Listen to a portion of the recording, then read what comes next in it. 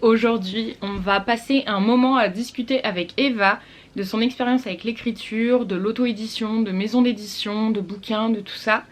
Donc je suis très contente de partager ce moment avec elle. J'espère que vous apprendrez des choses nouvelles. J'essaye de vous proposer des discussions avec des profils qui sont assez différents à chaque fois. Et j'espère que cette série vous plaît parce que vraiment j'y ai mis tout mon cœur et moi elle me fait vraiment plaisir.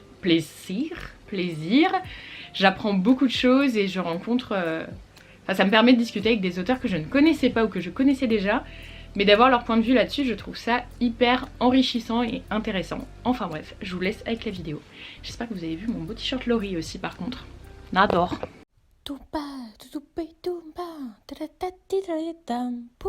Hello, je te dérange pas? Parfait, non mais j'étais pas sûre que tu sois prête, pardon. Hop, voilà, c'est bon, moi je suis parée. Top, merci beaucoup. Bah déjà merci à toi de prendre du temps du coup pour en ce dimanche de décembre justement pour faire cette petite discussion ensemble. Je suis super contente de pouvoir discuter avec toi. Est-ce que tu voudrais bien te présenter du coup pour mes abonnés qui ne te connaissent peut-être pas? Oui, alors je suis Eva Orbelune, j'ai 28 ans. Dans la vie professionnelle, je suis ingénieure civile, architecte, je suis responsable de projet dans une entreprise de construction et j'ai publié 2 romans, un en maison d'édition et un auto-édité. Top, ah oui du coup toi t'es vraiment un auteur, une auteure hybride du coup c'est vraiment chouette. Ton job à côté il est à temps plein du coup? Il est à temps plein, oui. Ouais donc tu décroches un peu comme nous tous un peu de temps quand tu peux pour écrire. Ouais c'est ça, ouais. J'ai pas encore vendu assez de bouquins pour me dire je vais lâcher mon job et pouvoir encore manger, payer mon crédit hypothécaire, ma voiture et tout ça. Donc tu écris depuis longtemps? Ouais, depuis l'âge de 7-8 ans, quelque chose comme ça. Ah oui, t'écris quand même depuis un moment. Ça fait déjà un paquet d'années.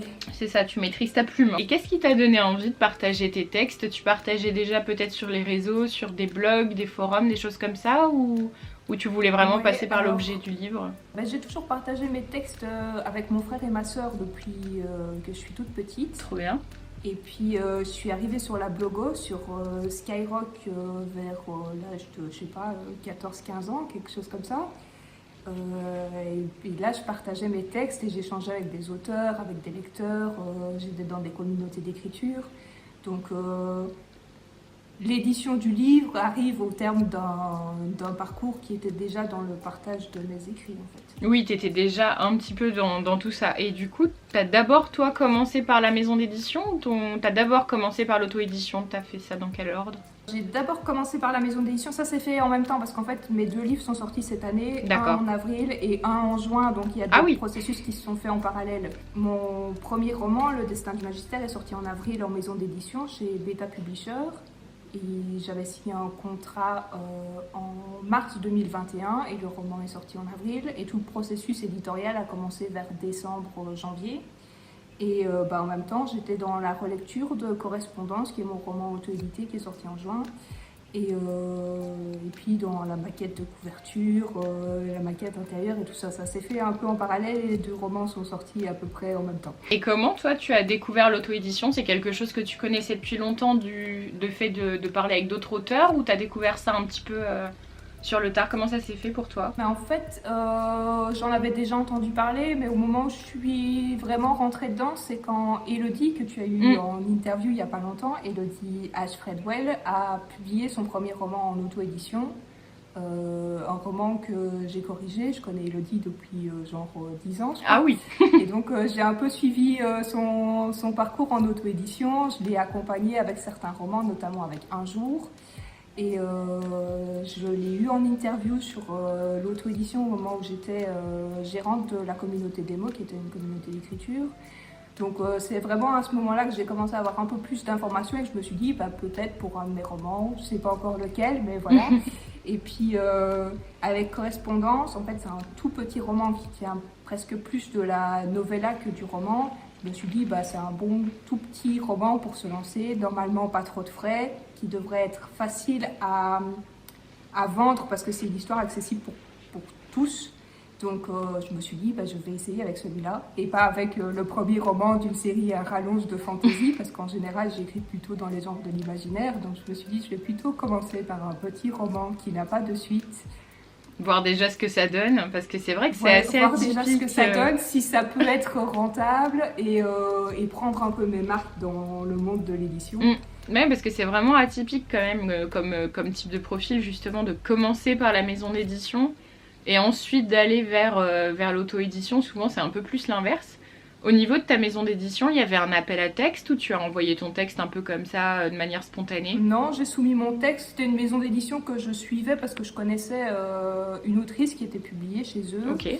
Et au moment où ils ont ouvert leur soumission de manuscrit, j'ai envoyé mon roman qui correspondait à la ligne éditoriale. Ils m'ont répondu dans les 5 mois et dans la foulée, j'ai signé un contrat. Top. Et ça se passe bien avec eux du coup? Toi, t'es contente de ton expérience avec la maison d'édition? Il y a des trucs sur lesquels je suis satisfaite. Après, je suis très perfectionniste et puis je suis correctrice aussi sur mon temps libre. J'ai été dans des communautés d'écriture. Je sais comment une maquette doit être mise en page pour un roman. Il y a des trucs que je sais et que je maîtrise et que je voulais pouvoir apprendre encore plus avec une maison d'édition. Et sur certains sujets, je maîtrisais mieux que mon éditrice. Donc là, après, pour d'autres choses, c'est vraiment bien. Il y a une bonne ambiance avec les auteurs. On est sur des événements aussi. Et ça, c'est une chouette expérience. Sur d'autres, ça répond pas à tous mes critères d'exigence qui sont assez élevés. Oui, c'est ça, c'est quand on est un petit peu contrôle fric, au final, l'auto-édition, c'est une bonne solution aussi. Après, c'est beaucoup plus de travail, mais c'est vrai que tu as exactement ce que tu imagines dans ta tête comme objet en résultat. Donc c'est vrai que c'est aussi satisfaisant là-dedans. Tu dois pas faire de concessions. Oui, c'est vrai. Tu peux choisir les prestataires avec qui tu travailles. Il y a beaucoup de liberté dans l'auto-édition. Bon, après, ça prend du temps. Oui, c'est ça. Ça prend du temps. C'est parfois source de stress aussi. Et quand tu peux te reposer sur une équipe éditoriale, parfois ça aide un peu. Surtout quand tu as un boulot à côté. Complètement. Et puis du coup, Beta Publisher, c'est une maison d'édition à compte d'éditeur. En plus, t'as pas de frais à avancer, toi? Non, j'ai pas de frais à avancer. Donc il y a ça aussi, parce que mine de rien, l'auto-édition, c'est aussi un coût quand tu dois payer les correcteurs, correctrices, graphistes, illustrateurs, etc. plus l'impression. C'est mine de rien un coût financier aussi que tu dois entamer, que tu dois avancer avant même de rentrer dans tes frais, quoi. Parce que là, justement, qu'on parle de rentrer dans ses frais, Correspondance est sorti en juin. Je suis plutôt satisfaite de mes ventes, mais je ne suis pas encore arrivée à un bilan à l'équilibre. Oui, c'est ça. Oui. Et tu fais comment, toi, pour diffuser ton auto-édition? Justement, tu fais des salons, tu fais des dédicaces, tu passes que par les réseaux, tu fonctionnes comment? Alors oui, je suis sur des salons quand c'est possible et quand ça ne demande pas trop de frais parce que parfois l'emplacement sur certains salons, il faut que je vende autant de livres pour au moins rembourser les frais de salon, donc non, ça ne marche pas. Pas y aller. J'essaye du coup de faire plutôt des événements locaux parce qu'en fait, en tout cas pour moi ça marche bien parce que souvent il n'y a pas de frais pour avoir un stand parce que je suis locale, parce que les gens me connaissent et qu'ils sont contents d'avoir un auteur local sur un stand dans un événement, et puis parce que les gens achètent parce que c'est local. Ah oui, en fait, votre fils est allé à l'école avec vous, mon fils est allé à l'école avec vous, des trucs de ce genre-là. Oui, il y a ça aussi. Oui, ok, ça va, merci. Trop mignon. Et ça, c'est vrai que quand tu vas dans des événements plus petit, on va dire, il y a quand même ce côté proximité qui est quand même super chouette aussi. Enfin, c'est plus facile de vendre que quand tu vas faire un salon local mais loin de chez toi. Pour le coup, c'est sûr que c'est l'Instit qui va passer avant toi parce qu'elle est super connue dans le village. Tu fais que des salons en Belgique du coup, ou t'en fais aussi en France? Donc j'ai fait plusieurs événements en Belgique. J'ai été aux Imaginales avec ma maison d'édition au mois de mai.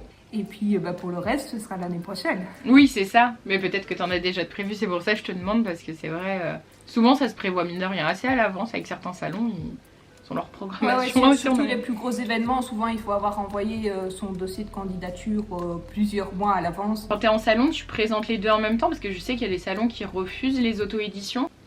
En fait, ça dépend. Quand je suis sur un salon où c'est ma maison d'édition qui prend en charge tous les frais et que je suis sur le stand de la maison, je vends bien évidemment que le livre qui est édité chez eux. Parce que bon, oui, c'est logique. Ce serait pas très juste non plus par rapport aux autres auteurs de la maison. Et puis parce que bon, ma maison d'édition est là avec son label et c'est eux qui prennent en charge les frais de stand et qui ont géré toute la logistique. Donc dans ces cas-là, j'ai que le destin du magistère en salon. Maintenant sur les événements que je fais moi-même, pour autant qu'il n'y ait pas de restrictions, si c'est un salon sur l'imaginaire, je peux pas apporter mon livre auto-édité parce que il correspond pas. Donc là, je rentre pas dans les cases, mais quand c'est possible, qu'il n'y a pas de restriction de genre, je suis avec les 2 romans en salon. Ok. Et au niveau des réseaux sociaux, du coup, toi, t'es plutôt active, t'essaies de faire ta com dessus? Je suis plutôt active sur Instagram. Maintenant, je suis intéressée par plein de sujets, donc je fais la communication de mes romans, mais j'essaye de parler aussi... oui, tu parles d'autres choses. Parler tout le temps de mes romans, à un moment donné... c'est ça. Moi, je les connais, et puis à un moment donné, s'il n'y a pas une nouvelle audience, si tu n'arrives pas à te renouveler sur le contenu... Et puis ça dépend ce qu'on a comme audience qui suit derrière. Complètement. Parce que, en fait, je suis suivie par beaucoup d'auteurs et un petit peu de lecteurs. Et d'une certaine manière, c'est intéressant parce que du coup, on est dans l'échange d'expériences entre auteurs et tout ça. C'est pas spécialement eux qui vont acheter mes livres. Alors certains, oui, parce qu'il y a des auteurs qui lisent beaucoup et qui achètent des livres, mais c'est pas tous les auteurs. Donc... à un moment donné, c'est pas toujours facile d'orienter sa communication en fonction de l'audience et puis d'aller chercher les gens qui vont acheter le livre. Oui, complètement, parce que j'ai eu un peu le même problème aussi. Au tout début, j'attirais plus des auteurs que des lecteurs. Et du coup, forcément, tu vas pas aller leur faire de la com sur ton livre tous les 2 jours. Donc du coup, faut des fois réorienter un peu sa ligne édito. C'est pas forcément évident. Enfin, toi, je sais pas si t'es à l'aise avec... la communication, le côté commercial, c'est vendre son livre, etc. C'est quand même un exercice assez particulier. Je commence à prendre un peu mes marques, à savoir comment parler de mes romans en fonction du public. Trop bien. Donc ça va. Après, au niveau communication, réseaux sociaux, je suis pas encore sûre d'avoir trouvé ce qui fonctionne bien. Alors j'essaye des trucs et puis parfois je constate que ça marche bien, parfois ça marche pas bien, on sait pas pourquoi. Et puis il y a des algorithmes un peu derrière. Ah oui.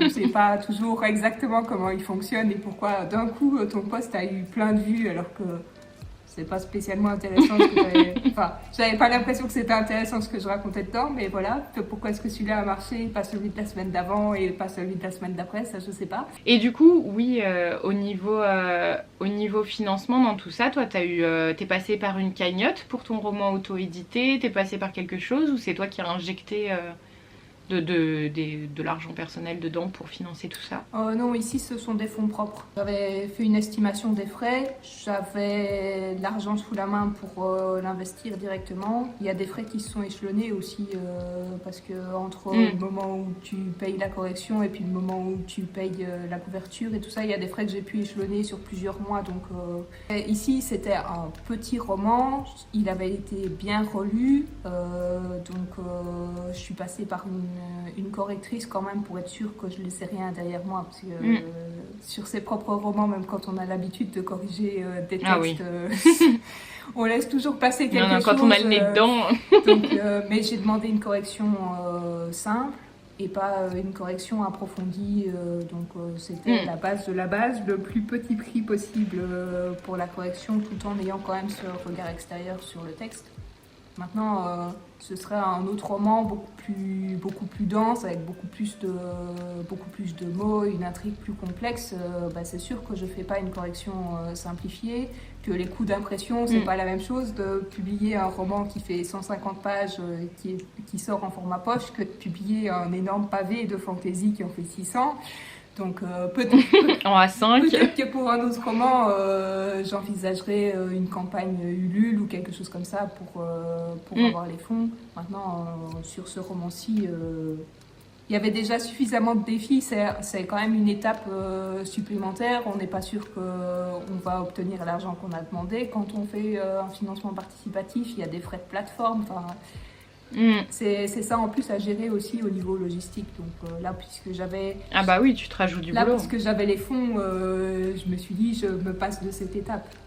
Oui, quand tu peux, c'est vrai que c'est quand même cool. Parce que c'est vrai que les campagnes Ulule, il y a un côté positif, mais c'est extrêmement énergivore. Ça fout la pression aussi. Après, derrière, t'as tous les envois, tous les goodies, etc. qui vont avec. Enfin, c'est quand même un travail assez important, mine de rien. Ouais. Donc c'est vrai que quand tu as les fonds, ça peut être plus simple de passer par tes propres biais quand c'est comme ça. La couverture de ton roman auto-édité, du coup, tu as fait appel à un illustrateur ou une illustratrice ou c'est toi qui l'as fait? Alors, donc j'ai fait appel à quelqu'un parce que moi, je m'en sors pas du tout au niveau graphisme. Autant en correction, ça va, maîtrise de la langue et tout, ok. La maquette d'un roman à l'intérieur, la typo et tout ça, ça va. Mais alors par contre, en graphisme et tout, là, non. Donc c'est les limites. J'ai fait appel à quelqu'un parce qu'en plus la couverture c'est la première chose que les gens voient de ton livre. Donc là c'est Nicolas Jamonneau qui a fait la couverture de Correspondance. C'est ce que j'allais te demander aussi, du coup toi t'es pas passé par des prestataires pour ta maquette et tout, c'est toi qui l'as fait toute seule? Non, alors ici, ouais, la maquette c'est moi, la couverture c'est donc Nicolas Jamonneau, la correction du texte c'est Ophélie Mesturou et pour le reste sinon j'ai tout géré moi-même. Et pour l'impression, du coup, tu as un imprimeur en Belgique ou tu passes par des plateformes en ligne comme The Book le même Edition? éditeur qu'Elodie qui m'en avait dit beaucoup de bien et qui m'avait dit que la qualité derrière suivait aussi la qualité d'impression, le rendu des couvertures et tout. Elle était satisfaite du service et qui propose de l'impression à la demande parce que je voulais pas non plus imprimer un stock que je dois stocker chez moi dans mon appart. Et puis il faut avancer les fonds aussi quand on imprime du stock sans être sûr qu'on va l'écouler. Donc je voulais que ce soit de l'impression à la demande. Mais alors les plateformes qui proposent de l'impression à la demande avec une boutique en ligne, ben, en Belgique, au moment où j'ai fait des recherches pour Correspondance, j'en ai pas trouvé. Entre-temps j'ai eu quelques noms, mais finalement, financièrement, ça me serait revenu plus cher en fait. Et là, The Book Edition, le rendu d'impression est vraiment beau. Je suis satisfaite du service. Donc voilà, je pense que si je dois auto-éditer un autre roman, je passerai à nouveau par eux, sauf si entre-temps j'ai trouvé un service qui me propose la même qualité au même coût ou un peu moins cher. Mais, oui, c'est sûr. Bah, si ça te convient, c'est cool. T'as quand même un petit stock chez toi du coup? Alors oui, j'ai quand même un petit stock pour des événements, pour en avoir un petit peu sous la main. T'en vends des fois, par exemple, via les DM Insta, tu vois, ou des choses comme ça, ou c'est vraiment que lors des événements? Non, ça m'arrive si j'en ai en stock et que quelqu'un en veut un et qu'il est prêt éventuellement à payer des frais d'envoi, j'ai pas de souci, je le dédicace, je fais le colis et je me charge de l'expédier. Et à long terme, c'est quelque chose que t'aimerais faire dans le sens, t'aimerais bien au moins que ce soit moitié-moitié avec ton job à côté, être auteur à temps plein, ou t'aimes bien cette espèce d'hybridité entre un temps plein qui peut-être te plaît et auteur à côté? En fait, pour l'instant, il faut parfois bien jongler et je préférerais avoir plus de temps et être plus sereine pour travailler sur mes romans et pour en faire la communication et améliorer les ventes, je sais pas, faire du démarchage de librairie, des choses comme ça. Pour l'instant, j'ai pas le temps et j'ai pas d'énergie à mettre là-dedans. Mais d'un autre côté, je me vois pas faire ça à temps plein, parce qu'alors ça veut dire que ce qui est au départ une passion, l'écriture, va devenir un gagne-pain avec des impositions de vente, parce que si j'ai pas vendu assez de bouquins, je mange pas, je rembourse pas mon crédit, je sais pas investir de l'argent pour d'autres projets, ou même réinvestir de l'argent pour ressortir du stock de livres ou pour imprimer des livres avant d'aller à un événement ou des choses comme ça. Donc ça va devenir, j'ai l'impression que ça va devenir une pression. Je suis déjà un peu obnubilée par les chiffres, moi, de base. Donc, les statistiques et les trucs comme ça. Donc, j'essaye déjà de m'en détacher. Je fais un énorme travail sur moi-même. Mais si ça devient ta source de revenus principale, unique ou principale de revenus, ça va mettre une pression supplémentaire. Et alors, autre chose, j'aime vraiment beaucoup mon boulot qui m'apporte m'apporte beaucoup d'éveil intellectuel que je ne retrouve pas dans l'écriture. Un moite-moite, essayer de trouver un mi-temps, tu vois, qui correspondrait à mes attentes professionnelles et avoir un peu plus de temps par contre pour l'écriture, parce que c'est vrai que là, les week-ends, des fois, t'as pas de vie perso parce que t'es à fond dans tes projets. C'est assez compliqué de tout gérer en même temps. Enfin, c'est difficile d'être sur tous les fronts en même temps quand même. Quand t'as des déplacements pour des événements ou des choses comme ça, des fois, c'est un peu compliqué. Et puis après, on manquerait d'inspiration. Ouais, il faut que ça suive l'inspiration derrière. Il y a des moments où tes textes ont besoin de décanter, de vivre un peu leur vie pour qu'on puisse prendre du recul sur ce que tu as écrit. Et si tu es obligé de sortir, je sais pas, 4 romans par an pour pouvoir en vivre, à un moment donné, ça devient une pression. Et moi, l'écriture est un espace à moi qui est une passion, un lieu où je peux m'exprimer.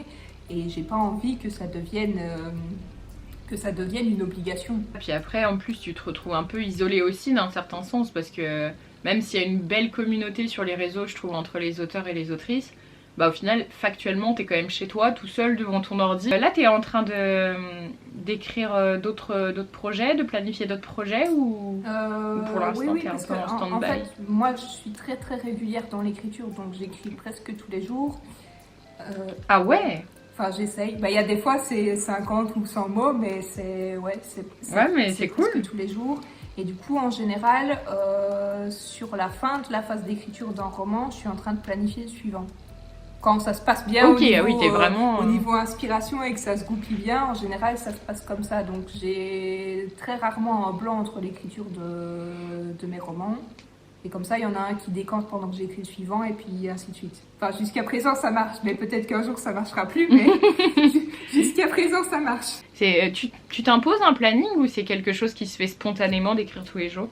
Non, disons que je suis quelqu'un qui aime bien les petites routines, donc j'écris tous les matins avant de partir travailler. Bon, après, il y a des gens à qui ça ne convient pas du tout. Moi, ça me convient très bien. En fait, ça me permet de commencer tous les matins par quelque chose que j'aime bien, et puis de me dire aussi en commençant ma journée, j'ai déjà écrit. Oui, donc, et du coup, c'est satisfaisant. Parce que parfois, tu te dis, je vais trouver du temps, et puis t'as pas trouvé de temps, et puis le lendemain non plus, et puis finalement, t'as pas écrit de la semaine. Parfois, c'est un peu culpabilisant. Au moins, là, c'est fait. Et puis, je suis obligée de me poser pour écrire, et donc ça m'oblige à commencer ma journée en me posant sur une activité.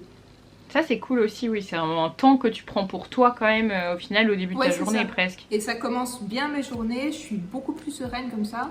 Et t'arrives à trouver ton équilibre entre justement l'expérience auto-édition et l'expérience maison d'édition. Ça fait pas beaucoup de choses à gérer en même temps. Cette année, j'ai couru un peu partout du coup, parce que éditer 2 romans, peu importe la filière, sur la même année, c'est quand même un peu tendu, avec un boulot à côté et tout. J'ai l'impression d'avoir passé l'année à courir. Mais le bilan est plutôt positif. J'ai appris plein de choses. J'ai vraiment beaucoup appris cette année. Bon, après, je crois qu'à refaire, j'essaye d'échelonner un peu. C'est ça, de dissocier les sorties un peu. Après, il y a des choses que je maîtrisais pas. Au moment où j'ai signé mon contrat d'édition, je savais pas encore quand le roman serait publié. Et j'ai signé mon contrat d'édition en mars 2021. Le livre est sorti en avril 2022. Je savais pas non plus à quel moment on allait commencer les corrections éditoriales sur le texte. Et puis, je m'étais mis comme objectif pour 2022 d'auto-éditer Correspondance. Donc, à un moment donné, il y a tout qui est arrivé en même temps. Et ça, c'était pas prévu. Oui, c'était pas voulu. Mais il y a des choses qui dépendaient pas de moi. Et puis, il y en a d'autres, j'avais commencé les démarches. Je voulais aller au bout parce que j'aime pas les tâches inachevées. Moi, c'est le genre de truc, ça tourne en boucle et j'arrive pas à m'en défaire jusqu'à ce que ce soit fini. Donc, à un moment donné, quand le processus est lancé, je vais jusqu'au bout, je me lance pas. Mais entre les deux, il n'y a pas de demi-mesure. Je comprends tout à fait. Et ton entourage autour de toi, ils en pensent quoi de tout ça? Alors ma famille, en tout cas ma famille proche, mes parents, mon frère et ma soeur savent que j'écris depuis... Ils m'ont toujours vu écrire, donc ils n'étaient pas du tout surpris. Ma soeur est ma première lectrice, c'est elle qui bêta-lit tous mes romans, donc elle est trop bien au courant de tout. Et quand j'ai des problèmes de scénario en général, c'est elle que je vais trouver, ça va pas, je suis coincée. Mon frère a fait ça un petit peu aussi, et puis finalement, il n'a pas lu tous mes romans, mais disons qu'il suit aussi ce qui se passe. Mes parents un peu moins, ils savent que j'écris, mais jusqu'à ce que les romans soient publiés, ils ne les avaient pas lus. D'accord, ok, oui, ils sont vraiment sur l'objet livre après. Mais ils les lisent quand même une fois publiés. Je pense que je leur aurais demandé de lire un premier jet, ils l'auraient fait, mais après... moi, ça m'apportait rien, si ce n'est qu'ils l'avaient lu et ils avaient du coup une porte ouverte vers quelque chose que j'ai créé et vers une partie de moi qu'ils connaissent peut-être pas ou pas de cette manière-là, mais ils m'auraient rien apporté en termes de méta-lecture en fait. Éventuellement, j'ai pas aimé la fin, mais ça aurait pas été plus creusé que ça, et ils savaient pas faire une analyse, pas repérer les fautes, c'est pas leur métier, ils sont pas habitués à le faire, donc ils n'auraient pas repéré ce genre de choses. Donc en fait, au moment où je suis en train d'écrire le livre, leur retour m'apporte rien. Bon, là, ils étaient très contents de pouvoir tenir le livre entre les mains, que je leur dédicace et tout. Et ils l'ont rangé dans leur bibliothèque, ils sont super contents. Quand j'ai besoin que quelqu'un m'accompagne en événement, il n'y a pas de souci. Ils sont là, ils remplissent la voiture, ils tiennent éventuellement le stand avec moi. Mais par contre, au moment de l'écriture du roman, ils sont pas là. Et parfois, ils savent même pas de quoi parle le roman que je suis en train d'écrire au moment où je l'écris. Tu t'entoures plus de professionnels au final au moment de l'écriture. Ouais, c'est ça. Enfin, même si ta sœur, quand même, fait partie de tes proches, du coup. Ma sœur me bétalie, mais sinon, à part ça, en général, non, dans mes proches. Alors, parfois, il y en a qui se proposaient quand ils ont su que j'écrivais. Ah, mais je veux bien lire si tu veux. Mais en fait, eux, ils sont contents de l'avoir lu. C'est ça. Mais moi, ça m'a rien apporté. Ils sont super contents, ils ont parfois l'impression d'avoir été super utiles. Mais même quand. Alors, quand je commence à avoir un peu l'habitude, donc je prépare des fiches de bêta lecture avec des questions et tout ça pour essayer de susciter des questionnements et d'avoir des retours intéressants. Mais même comme ça, avec certaines personnes qui avaient l'air super motivées, ben ouais, elles ont dévoré le roman. Mais après, tu leur poses des questions auxquelles elles ne savent pas répondre, ou elles te répondent avec 2 lignes. Donc ma question était plus longue que la réponse que j'ai obtenue. Donc, ok, ben ça va, chacun son boulot, mais... Dans ce cas-là, lisez le livre quand il sortira. Moi, ça m'apporte rien. Vous avez peut-être passé un super bon moment, tant mieux pour vous. Mais à cette phase-là du roman, c'est pas ça dont j'ai besoin. Oui, c'est ça. Une bêta lecture, c'est pas juste lire le livre et dire ah c'est bien, ah c'est pas bien, parce qu'il y en a plein qui connaissent pas ou qui mésestiment l'importance de l'étape de la bêta lecture, alors que je la trouve tellement enrichissante pour le texte.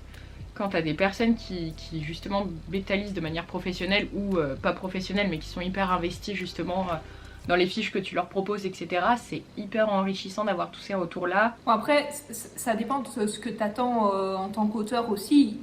C'est vrai. Moi, je me sens légitime en tant qu'autrice. J'ai pas besoin que quelqu'un lise le texte et dise que c'est bien. Pour savoir ce qui vaut, ou que celui-ci est meilleur que celui que j'ai écrit avant, ou quelles sont les forces et les faiblesses du texte. Et je sais déjà faire une analyse sur le texte en me disant bah, ce chapitre-là il est moins bon que les autres et des choses comme ça. Et souvent je sais même orienter dans ma fiche de bêta lecture les points que j'estime à retravailler, et souvent ça colle bien avec les retours des bêta lecteurs. Donc ça c'est tant mieux. Mais il y a des auteurs qui se sentent pas légitimes et qui ont besoin, avant de penser à l'envoyer à quelqu'un qui va critiquer le texte et vraiment le décortiquer, d'avoir quelqu'un qui l'a lu et qui dit que c'est bien. Oui, non, c'est vrai, t'as raison. Il y a aussi ce besoin de légitimité. Toi, tu t'es toujours sentie légitime, enfin, tu te sens autrice depuis que t'as commencé à écrire, ou t'as eu aussi une phase où t'as eu besoin de chercher cette légitimité quelque part? Ça s'est construit progressivement, parce que j'écris depuis des années. Bon, après, j'ai pas toujours écrit des romans, j'ai commencé par écrire de la poésie. Mais disons que le moment où je me suis dit ah ben voilà, là j'ai vraiment fait quelque chose, c'est quand j'ai mis le point final à ma première histoire. Parce que avant ça, j'avais écrit des textes, de la poésie, j'avais commencé plusieurs histoires, mais aucune que j'avais terminée avec un scénario plus ou moins potable jusqu'à la fin, avec un début, un milieu, un dénouement et tout. Et donc, la toute première fois où j'ai mis un point final à une histoire, je me suis dit ah, bah là c'est bon, je suis lancée, maintenant je vais écrire des romans. Et du coup, toi, globalement, l'expérience avec les maisons d'édition, l'expérience avec l'auto-édition, tout ça, enfin, t'es contente de vivre cette expérience? Tu regrettes pas de t'être lancée là-dedans et d'avoir montré tes textes? Non, pas du tout. Bon, après, il y a probablement des choses pour les textes suivants que je ferai différemment, aussi bien en auto-édition qu'en maison d'édition. Même pour le choix de maison d'édition à qui je vais soumettre d'autres textes, je vais probablement les sélectionner autrement, parce qu'on apprend des expériences qu'on a faites, et puis il y a des choix il y a des choses qui changent aussi dans la perception qu'on a du monde éditorial. Mais non, je regrette pas. Et du coup, pour terminer cette vidéo tranquillement, est-ce que tu voudrais bien nous présenter tes 2 textes, du coup, si tu les as avec toi? Ouais, je les ai avec moi. Ils attendent bien sagement. Ils me regardent depuis tout à l'heure. Chacun son tour. Le destin du magistère, c'est celui qui est sorti en avril chez Beta Publisher. C'est de la fantasy, plutôt pour un public young adulte, mais en fait c'est accessible à tout le monde à partir de 12 ans. C'est le premier tome d'une duologie. Le tome 2 sort en février. Top. Et en fait, ça raconte l'histoire de Will et Yaline, qui sont jumeaux et qui sont choisis par les dieux pour devenir le nouveau magistère. C'est le chef de l'État dans l'univers du roman. sauf qu'ils sont choisis tous les deux et qu'habituellement il n'y a qu'un seul magistère, et qu'en plus le magistère précédent a été assassiné, on ne sait pas pourquoi et on ne sait pas par qui. Autrement dit, la situation n'est pas du tout favorable. Donc en fait, les jumeaux vont devoir incarner tous les deux le magistère en se faisant passer pour la même personne. Il y a une enquête pour savoir qui a tué le magistère et pourquoi, et puis il y a tout le périple des jumeaux qui vont devoir en fait créer un personnage, parce que bon, ils doivent se faire passer pour la même personne, qui sera en fait ni l'un ni l'autre, mais un mélange des deux et de ce qu'on attend d'eux. Donc en fait, ils vont devoir jouer un rôle. Le premier tome, il fait 400 pages, et le deuxième tome est un peu plus petit. D'accord, ok. Et tu les as écrites d'une traite les deux, ou tu avais bien prévu de découper ça déjà en 2 romans distincts?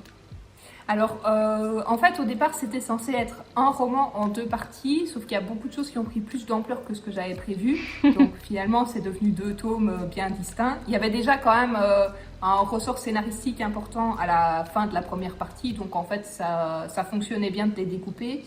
Et donc, comme dans ma tête, c'était au départ un seul roman, j'ai toujours travaillé les 2 parties ensemble et j'ai écrit tout d'une traite. Okay. Et puis après, ça s'est découpé au moment charnière, on va dire ça comme ça. Oui, c'est ça. Et alors, Correspondance, lui, il est sorti au mois de juin, il est en auto-édition. C'est un tout petit roman qui, en format poche, fait 160 pages. Donc ça tient plutôt de la novella que du roman. C'est épistolaire contemporain, donc ce sont des lettres entre 2 personnages, Luc et Arthur, qui au fur et à mesure de leur correspondance apprennent à se connaître, et le lecteur suit la relation qui va se tisser entre eux.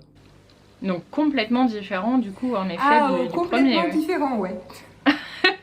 À moins qu'il y ait un brin d'imaginaire aussi dedans, mais c'est vrai que c'est complètement différent dans la forme. Il n'y a absolument rien d'imaginaire dans Correspondance, et en plus c'est pas du tout la même forme, puisque l'épistolaire c'est quand même un peu particulier. Donc non, ils ont strictement rien en commun. T'as quand même un style de prédilection, ou t'aimes bien toucher un peu à tout pour essayer? Dans ma manière de concevoir les histoires, j'écris d'abord l'histoire d'un personnage, indépendamment du genre.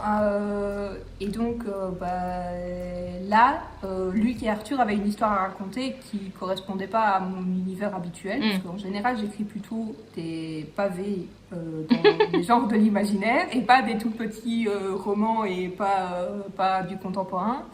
Mais après, c'est plus, je baigne plutôt dans l'univers imaginaire habituellement, c'est mes lectures, c'est ce qui me nourrit, donc c'est pour ça que je me tourne plus facilement vers ce genre-là. Mais en soi, je ne suis pas du tout fermée à d'autres genres, et si c'est dans un autre cadre que ces personnages-là qui me viennent ont besoin de s'exprimer, je vais me tourner vers un autre genre sans...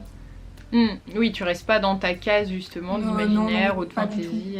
Ça dépend vraiment des personnages, et c'est la même chose aussi pour le choix de la narration. Si c'est une narration classique, si j'ai qu'un seul narrateur, si j'en ai plusieurs, si ce sont des lettres, si c'est sous la forme d'un journal, ça va dépendre aussi des personnages. Non, mais c'est super chouette parce que du coup tu laisses vraiment libre cours à ton imagination, sans te mettre de barrière non plus quand c'est comme ça, parce que c'est vrai que quand on écoute le résumé de ton premier roman, on n'imagine pas une seconde que tu aies écrit aussi un livre épistolaire justement très contemporain, très centré sur 2 personnages et tout, donc c'est hyper chouette. Puis tu dois t'éclater justement en changeant de genre comme ça, en laissant venir. Ouais, ça permet surtout de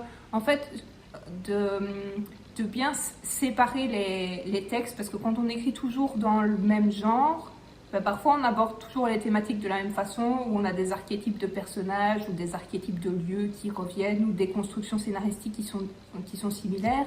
Là, en écrivant, parce qu'en plus j'ai écrit Correspondance juste après avoir écrit Le Destin du Magistère, en fait c'est pas du tout la même narration, c'est pas du tout les mêmes personnages, l'ancrage dans le réel forcément entre de l'imaginaire et du contemporain, voilà. Donc c'était totalement différent, je savais pas me rattacher forcément à ce que j'avais écrit avant, donc ça permettait aussi de faire évoluer le style différemment et de prendre plus rapidement du recul sur le texte précédent. Et là, t'as d'autres projets justement de livres? Tu me disais que t'es déjà en train que t'écris non-stop.